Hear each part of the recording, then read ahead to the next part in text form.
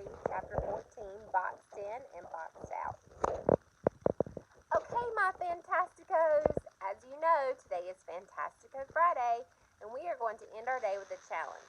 I'm going to break you up into groups, and each group will be given a shoebox wrapped in elastic bands, which you will not remove, with a mystery object inside. Your job is to guess what the mystery object is. You can do anything to the box to figure it out except open it. There are 4 numbered boxes that will rotate from group to group. You have 10 minutes with each box, so be sure you write down your guesses. At the end, we'll open them up and see what each object is. He claps once loudly. Any questions? Everyone looks excited. Most glance around the room and probably hoping they will be with Albert. He'll get every answer right. But I end up in a group with Max, Suki, Oliver, and, you want to guess? Jessica. I briefly consider going to the nurse, especially when I have to stare at all of Jessica's friendship bracelets. I wonder if each bracelet is from a different friend, so I glance down at my empty wrist. Box number 1 is dropped on our table. Oliver grabs it and shakes it hard.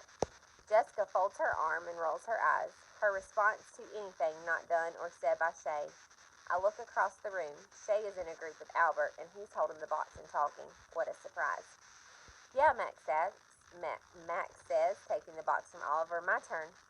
I'm surprised when Suki speaks up first. Oliver, we all need a turn, so we must plan. 10 minutes and 5 of us. That would be 2 minutes each. I think about the nurse again.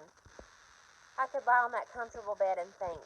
I've come up with some of my best sketchbook ideas pretending to be sick down there. Max has been shaking the box, and he throws it into the air and catches it. Whatever's inside is heavy, he says. Oliver says maybe it's a kangaroo. Jessica looks at him in disgust. Oliver shrinks. I was just kidding, he mumbles. This makes me mad. Max hands it to Jessica, who gives it a little shake and says, I think it's a wooden block, like maybe one of those alphabet blocks. When will it be my turn again? Oliver asks. Suki is taking some kind of notes or something. Looking up at the clock, she says, Oliver, you had 25 seconds of your time left only. Oliver takes the box back and sniffs it and tries to hear something by pressing his ear to the top. Mr. Daniel calls from the other side of the room. I love that, Oliver. Creative investigation. While I wait for my turn, I wonder why Oliver always smells like graham crackers. Finally, I get the box and put it up to my ear and I tilt it. Whatever it is inside rolls rather than slides. It must be round, and Max is right about it being heavy. I tilt it again with my palm on the side of the box. I think it's a baseball, I say, handing it to Jessica. She does the same test and surprises me by saying, I agree, it feels like a baseball. Wait, I say, taking it back. I tilt it again quickly, and the object hits the end hard and then lightly, and it bounces. I say, would a baseball bounce? I ask, turning to Max. No, I don't think so. Maybe it's rubber, like a lacrosse ball. You guys know what lacrosse is? You play it with it's a long stick and it has a net at the bottom, and you catch the ball in the stick and then you throw it in there too, so you never touch it with your hands. After Suki tests the box, she writes down our answers, and then we get to the second box. The second item slides rather than rolls, and I can tell because it doesn't move if the box is tilted a little bit. Once tilted more, we'll move all at once. I can feel it scraping along the bottom. It's weird, but it's like I can almost see it. It's heavier than an alphabet block, but I think it's a shape with all the flat sides. Oliver tells me that it's cool I'm so good at this. I forget to say thank you because I'm shocked. But then I also forget to be nervous, talking to everyone and feeling like I can do this as well as everyone else.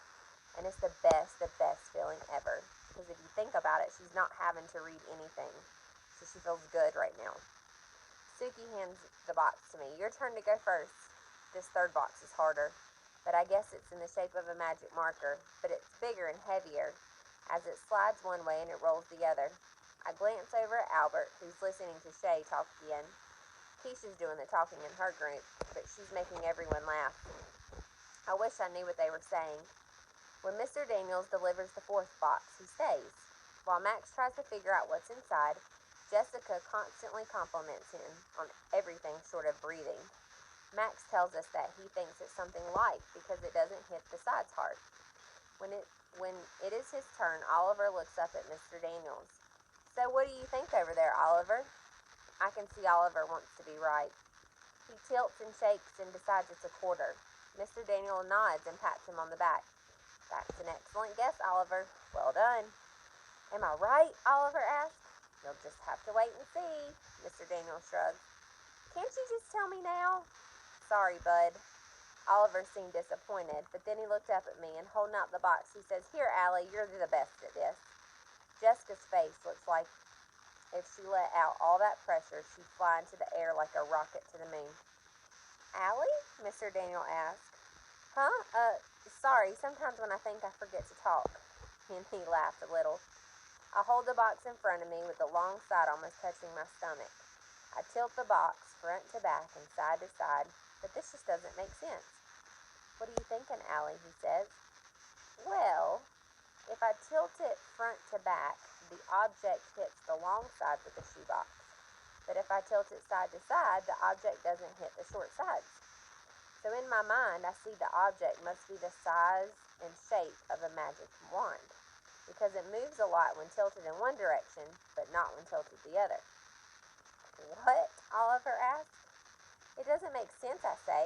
I look down at the box and I shake it side to side really hard, and I can't get the object to hit the sides of the box. The more I shake side to side, the more it hits the top and bottom of the box. It's confusing.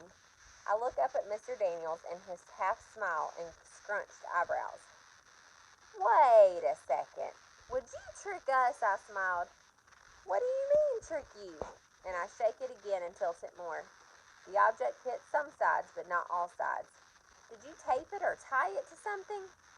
His eyes widen quick and he smiles, and then he laughs, and he laughs loud, bending over and resting his hands on his knees, and then he swings his head to the side to look over at me, and by this time the whole class is watching him. Wow, Allie Nickerson, that is amazing. I have done this with over 100 kids, and no one in all those times have ever been able to figure that out. He reached over and takes the box. Taking the elastic bands off, he opens the box to show us all what's inside. It's 2 glue sticks tied together with string, and the ends of the strings are taped to the sides of the box, leaving the glue stick hanging in the middle. He comes over and does something a teacher has never even once in my whole life done. He high-fives me.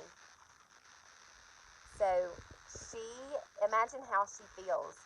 She's finally done something that is good, and she's the best thing in her class at it. No one else is good at it but her.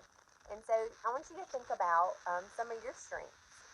Maybe you're not good at something and other people are good at that, but there is something that you're good at, and maybe someone else isn't good at that, and that makes you shine. So I want you to think about what that is for you.